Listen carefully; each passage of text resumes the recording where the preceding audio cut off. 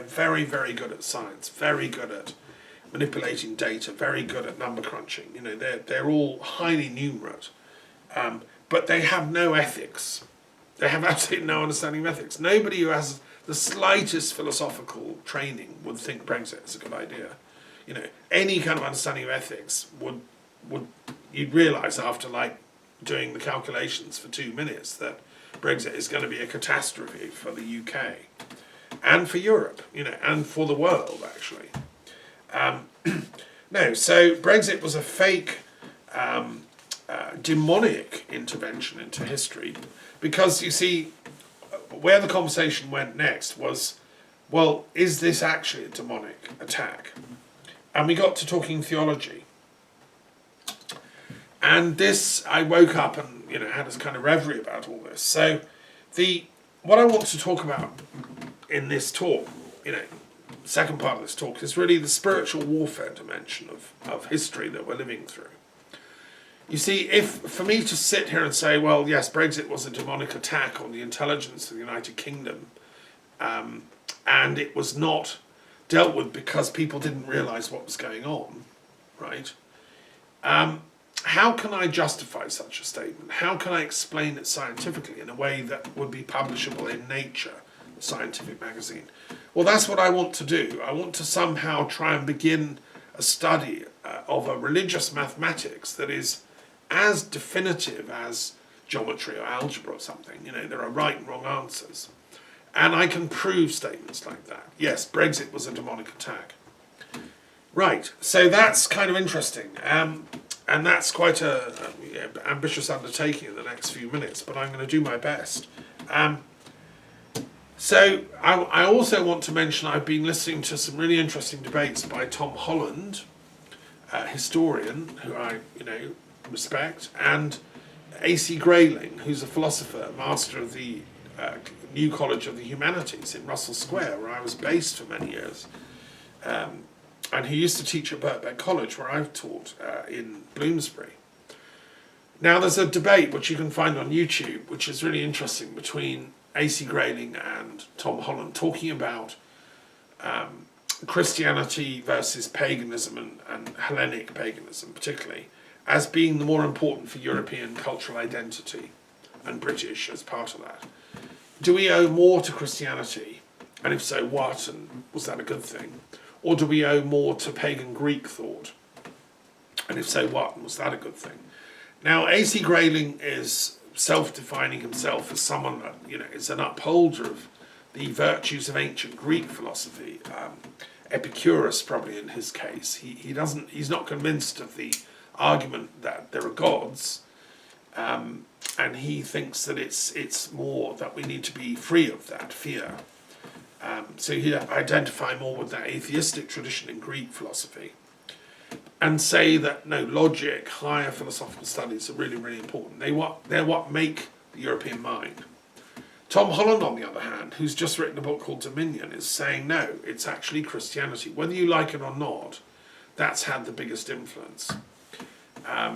Ever since Constantine won the Battle of Milvian Bridge, ever since Christ was crucified and then something weird happened, this has cast a huge impact over European mind. And they were arguing, they were sort of fighting in this really interesting hour-long talk about who's right and who's wrong. You see, if I'd have been chairing that debate, I would have said, look, guys, you're both right and you're both wrong, because obviously contemporary European intellectual mind, including Britain and all the outgrowth of that around the world, in the Americas, in everywhere, the modern European consciousness is permeated, owes to both. We draw on the pagan classical heritage of Europe as much as the Christian and Judeo-Christian heritage. It's not an either-or here. And as I said in my opening remarks, if we're trying to think through a theology based not on either-or but on both-and, if we're trying to think through an enlightenment theology, if you want, we have to outgrow this either-or. And so I've drunk deeply at both wells. I've drunk deeply at the well of Hellenistic philosophy. I'm a great lover of Hellenism and the entire history of Greek philosophy, ever since I did ancient history A-level. with the tutor at Brighton College in Brighton growing up, I fell in love with Greek philosophy and Epicurus and Plato and Aristotle. I mean, these are my colleagues that I've worked with intellectually, as it were, all my academic life. And whenever I discover some new text or commentary on Aristotle or Plato, I get goosebumps, because they are my colleagues, right, intellectually. And that's why I love Islamic philosophy, because they did the same. They loved Plato and Aristotle and wrote endless commentaries on their texts. I'm working on a commentary on the Timaeus and a dictionary of Platonism, so I'm 100% with A.C.Grayling. I'm not with him on the atheism thing, because I think he hasn't done enough reading on that point. I'm with Proclus and the Neoplatonists. There is a one. There's got to be a one behind all this, and you can prove that mathematically. I'm with Proclus on that, and the Iamblichus and the great Neoplatonists of antiquity, and I'm with him on the other stuff.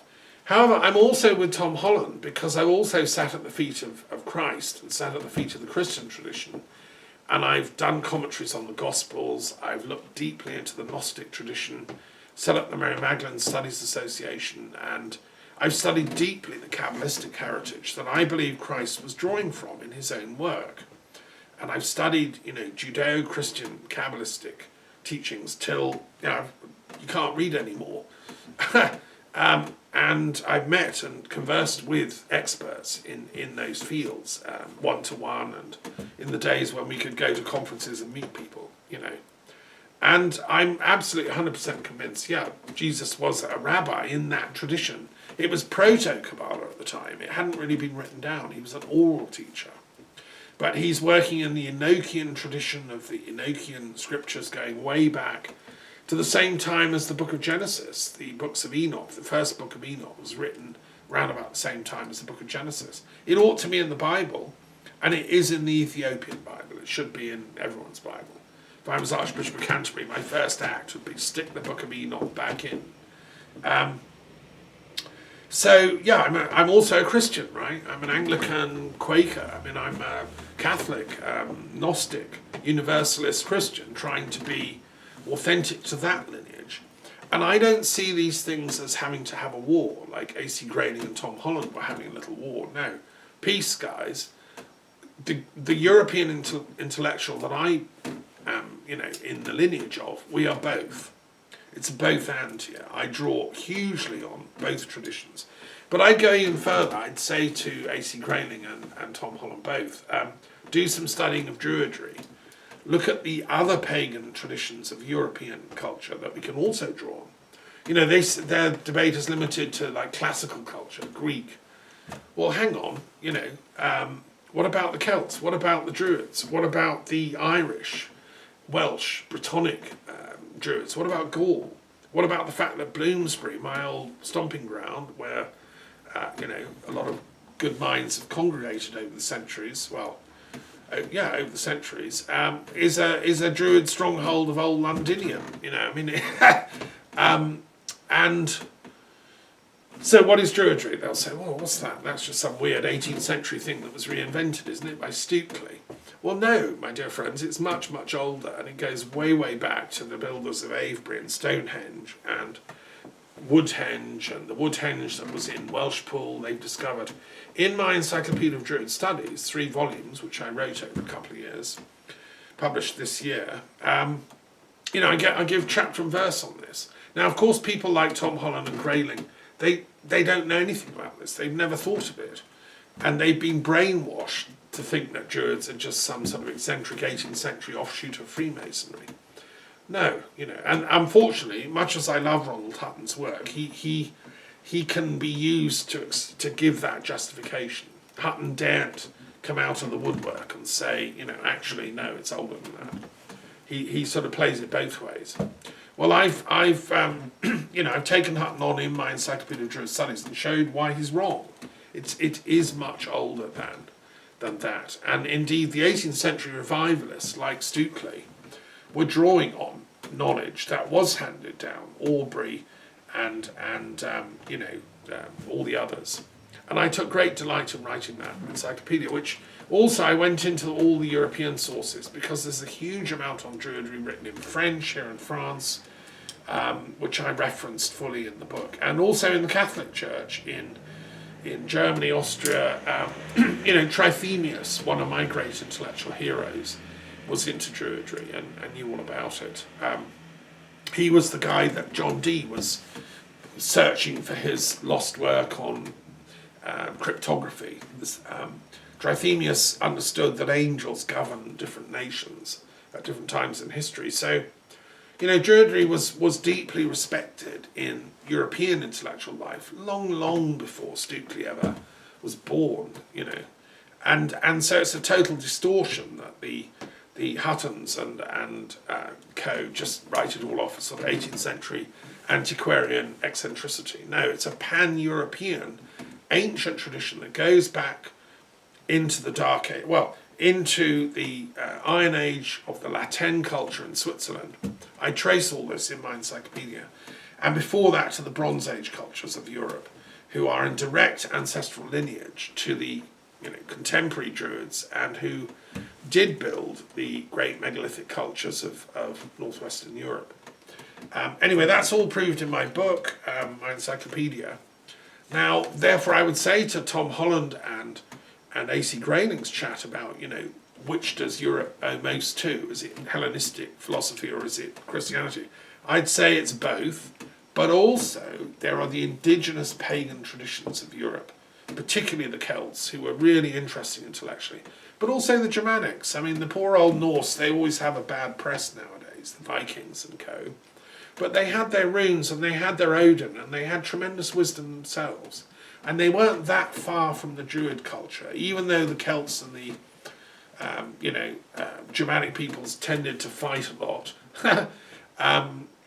Actually, they were pretty much distant cousins, or even proximal cousins. And I've explored that in my book, of the Encyclopedia of Druid Studies. So, anyway, we've deliberately chosen not to get into the limelight. The Druids wanted to survive, so in Ireland, Wales, we kept our head down, didn't surface very much, and that's still the case. Although there is a few Druids coming out of the woodwork now, but it's like Gandalf in the Time of Mists. You don't sort of make your presence known too much to the Dark Horsemen who are ravaging the Shire. However, today is Samhain, so I'm coming out a little bit here, and so that was. Now that leads me back to this question of the demonic, because you see, from a Druid Christian perspective, yes, we are involved in spiritual warfare. I mean, look at Christ's story. He was constantly having to deal with demons that were, presencing around him. I feel that now that nations are being demonized. And I think, and I'm going to share with you some thoughts here, Trithemius reckoned that angels govern the affairs of nations, but tragically sometimes the demonic can take over. I think everyone agrees that at the time of the Nazis, and Jung wrote about this at the time, that the Nazi element in German politics had reduced a once rational, intelligent, culturally mature nation of Goethe and Beethoven and Schiller to a nation of demonically possessed fanatics. I don't think anyone can dispute that. The question is, what do we mean by that? How did that happen? And, well, we know it was done through mass propaganda. We know Goebbels was a genius at propaganda. He pinched the tools from American advertising. We can trace the intellectual history of how the Nazis invented Nazism, why they did their mass rallies, their flags, their armbands, their swastika insignia and so on. It was all pinched from Nazi reading of American advertising, which is unbelievable, actually. So they were using highly sophisticated techniques to brainwash the populace into thinking Hitler's the best thing ever, he's going to save the nation, he's the Messiah, he's going to establish a 1,000-year Reich, the Jews are the evil people. And it was part of Nazi rhetoric that the Jews were literally demonic. Okay, so what happens to the demonization of a nation is when demonic discourse becomes acceptable and is used to target the other, right? So my late friend Nicholas Goodrick Clark did his PhD on this, how Ariosophy, the idea that the Aryans are the super good people in history, was developed in sort of pseudo-occultist, pseudo-theosophical racist circles in Vienna and Berlin in the latter part of the 19th, early part of the 20th century. That was then taken over by Nazi propagandists, lock, stock and barrel. And in the work of these early Ariosophists, people like Lance von Liebenfels and others, the Jews were literally demons. They actually wrote pseudo-scientific tracts saying they're half human, half ape, half demonic.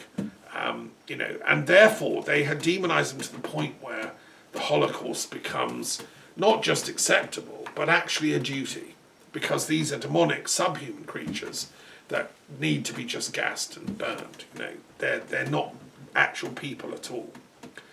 And that demonization, therefore, was extended also to the Bolsheviks, because Marx was a Jew, and lots of the Bolshevik leaders were Jews. So in Hitler's mind, the Blitzkrieg against Russia was an ethnic cleansing of the demons, and killing as many as possible in as short a time as possible, sending in vans that were gassing them just near the front line. This was his worldview of justification for his military strategy in World War II, which was to mass kill the demons, right? Of course, it all backfired because it turned out the Soviets were not just demons. They were also human beings with hearts and minds and a passionate love for their country. A lot of them were Christian, actually. And Stalin sent a little plane around Moscow with the icon of the Virgin Mary, which did a miracle, saved the fall of the city. That's what people believe. And no, the Russians couldn't be conquered because they had an indelible depth of spirituality, which was not demonic, actually, it turned out. It was divine.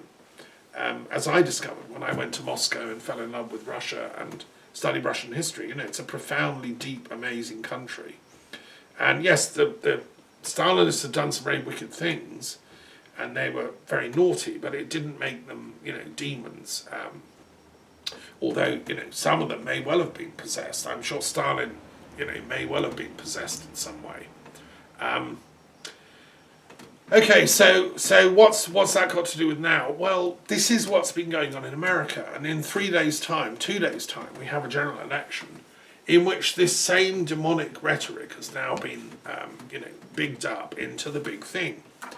Now, if you're going to vote for Trump, and you will believe he is literally, the saviour from the demons, because the Democrats are all demonic, and they've been brainwashed with the QAnon propagandizing and endless, relentless Goebbels-type propaganda, that everyone who's on the liberal side, everyone who's a Democrat, everyone who's a, God forbid, socialist, they're all demonic worshippers, and therefore to cleanse the nation of the demons, vote for Trump, because he is the great white hope of the future. I mean, that is just taken directly from Goebbels and Hitler's playbook. I mean, it's anyone that studied history, as I have, and particularly the history of the 20th century, can recognise all the tropes, Lurking beneath the surface, of course, is the anti-Semitic tropes.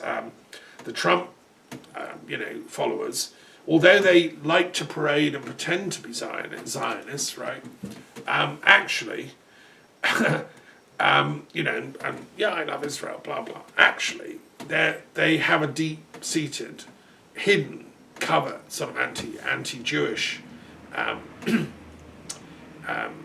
thinking, because the Jews tend to be liberals, tend to be progressives, tend to be, God, they were communists, weren't they? I mean, wasn't Marx a communist?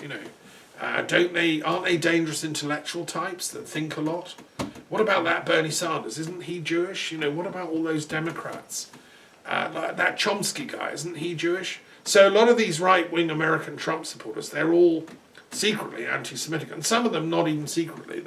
That's why they go to rallies like Charlottesville wearing their swastikas proudly and identifying with the David Icks and the Farages, who are the equivalents in the UK, who've resurrected the protocols of the Elders of Zion as a trope.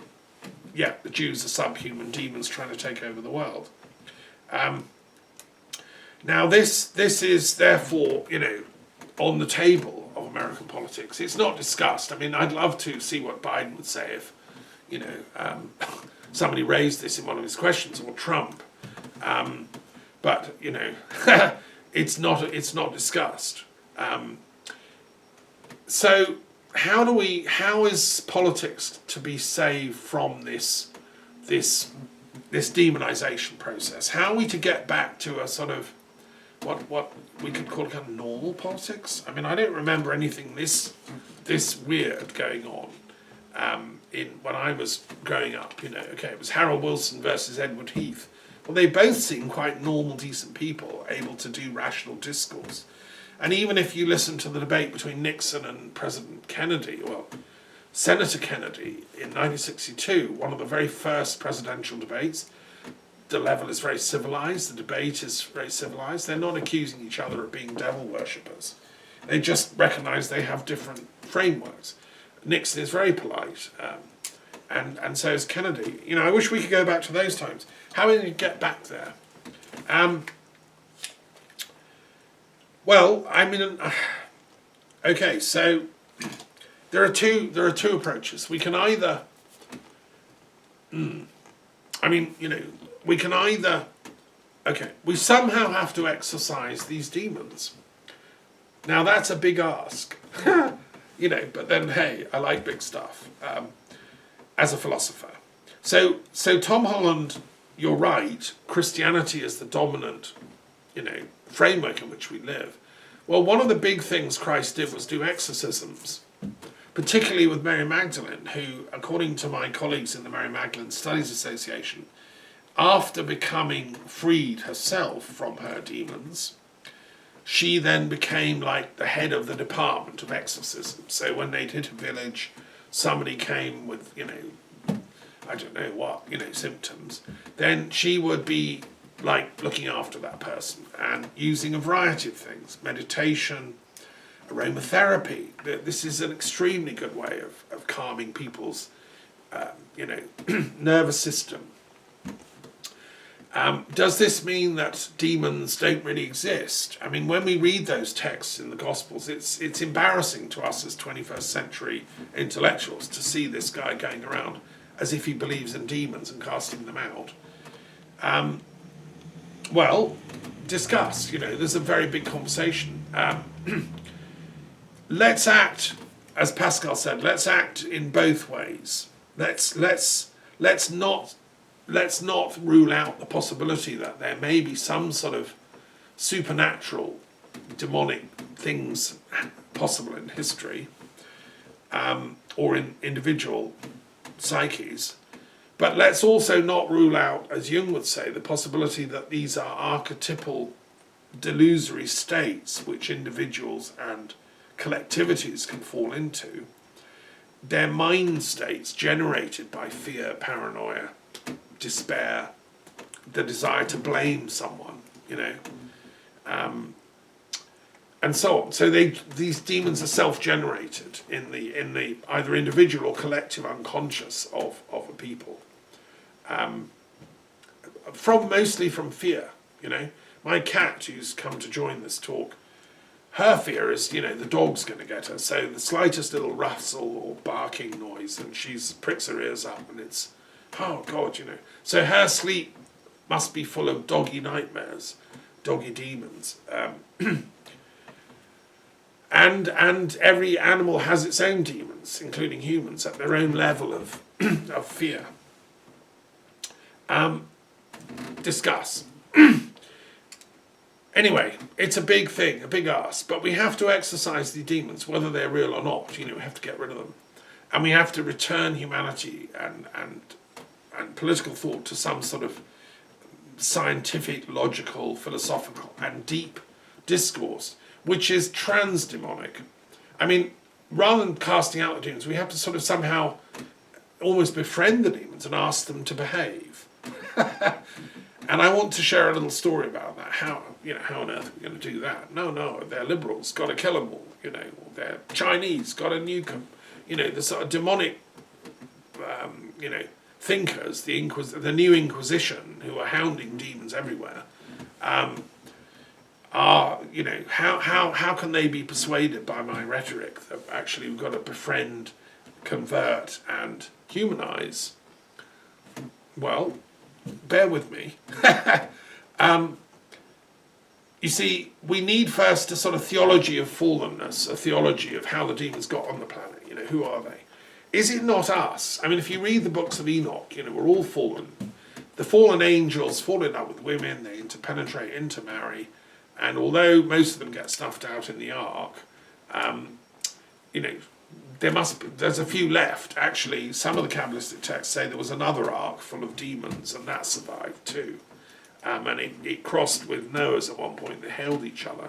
Really interesting story, that.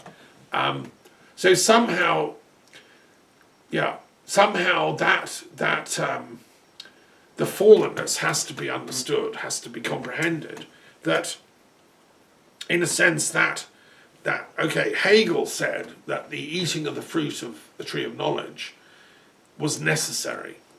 So Satan, in his insisting that we become wise, was actually our teacher.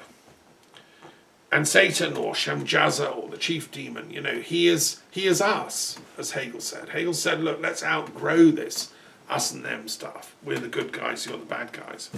Somehow let's have a sort of happy ending to all of history through enlightenment. Now that was Kant and Hegel's idea of let's dare to be wise here. Let's talk to the demons in ourselves and others.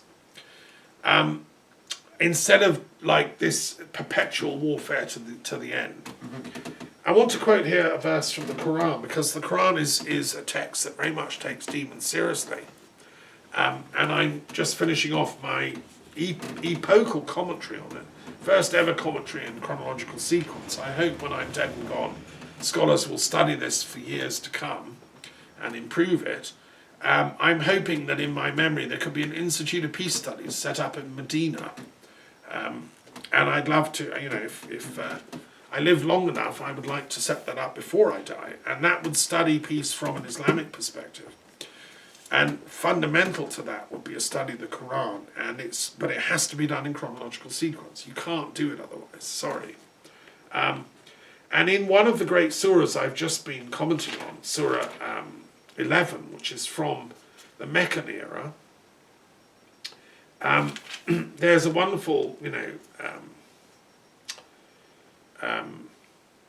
statement which I'm going to quote to you. Now,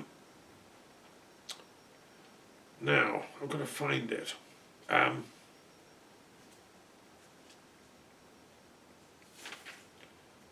with me a second. This is from the surah called Hud, which is looking back on all the previous prophets anterior to Muhammad.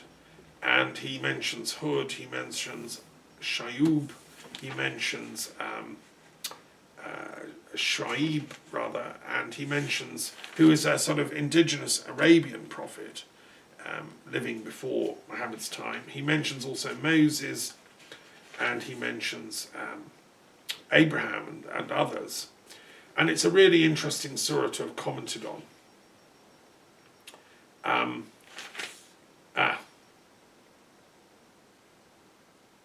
Right. Well, I can remember the verse, but I can't find the actual quote, and apologies for that. I found it. So, it's really interesting, this. I can't do it justice in this talk. You have to listen to the commentary where I go into real detail, but it's from verse 108, 18, 119 of Surah 11.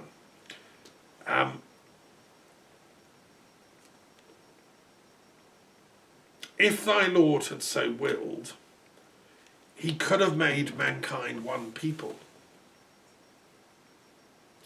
But they will not cease to dispute. Except those on whom thy Lord hath bestowed his mercy. And for this did he create them. And the word of thy Lord shall be fulfilled. I will fill hell with jinns and men altogether.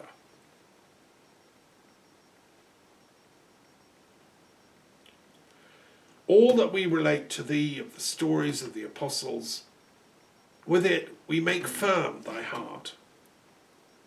In them there cometh to thee the truth, as well as an exhortation and a message of remembrance to those who believe.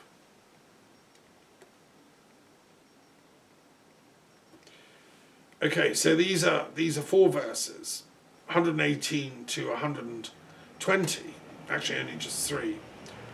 And briefly, it's sort of, it's doing many things at once. It's a complex text. It's talking about this, why is it that humanity is divided into different races, nations, cultures, religions? Surely God could have made us all the same. Why didn't God create that unity? If there is one God, why do we have to be all scattered into different tribes, languages, cultures, and nations, perpetually at war with each other? Well, it goes on to say that actually people who have realized, who have awakened, who have touched the mercy of the divine, have known that unity. In other words, actually, God did create us all in that unity. But not everybody realizes, because they're led astray by outward colour. You know, somebody's black, somebody's white, somebody's worships God on a Friday, on a Saturday or a Sunday, or uses Latin or Hebrew or Greek or whatever, or Arabic. And so it looks different. But those on whom God has touched with his mercy, they see the unity behind the illusion. And that's you know, the philosophers have been touched by the mercy of divine love and divine wisdom. And they exist in all cultures, all traditions, all schools of thought, all religions. Those are the true philosophers who can understand that unity. And what's very interesting is that we believe that also in the Druid tradition, because Phineas Farsave, the founder of Druidry, by tradition, carried down by Geoffrey Keating, the great historian of Ireland, founded a language school which preserved the knowledge of the original language before Babel.